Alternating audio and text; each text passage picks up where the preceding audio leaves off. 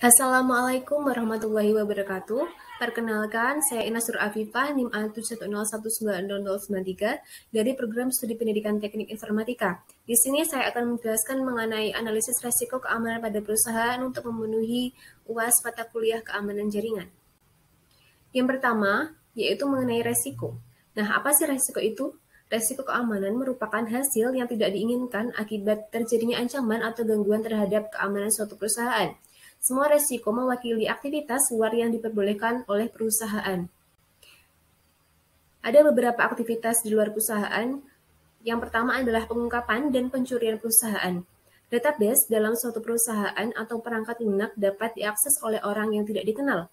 Yang selanjutnya adalah penggunaan secara tidak sah. Dapat terjadi ketika sumber daya perusahaan dapat digunakan oleh orang yang tidak berhak menggunakan atau disebut dengan hacker.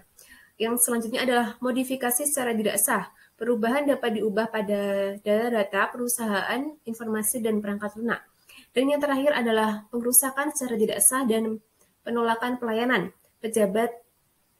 Penjahat dapat masuk pada jaringan komputer perusahaan yang berada jauh dari lokasi dan menyebabkan kerusakan fisik seperti kerusakan layar pada monitor.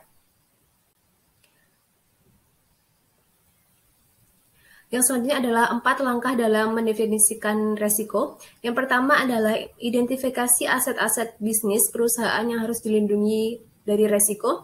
Yang kedua adalah kenali resiko. Yang ketiga adalah tentukan tingkatan-tingkatan dari dampak yang ditimbulkan resiko pada perusahaan. Dan yang terakhir adalah analisis kelemahan-kelemahan pada perusahaan.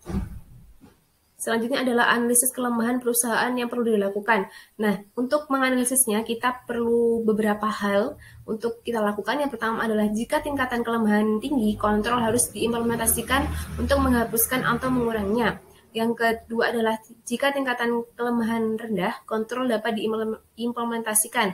Dan yang ketiga adalah jika tingkat kelemahan rendah, maka kontrol yang ada harus dipertahankan. Mungkin itu saja mengenai analisis kerusakan atau pada keamanan jaringan pada perusahaan. Ada kurang lebihnya saya mohon maaf. Wassalamualaikum warahmatullahi wabarakatuh.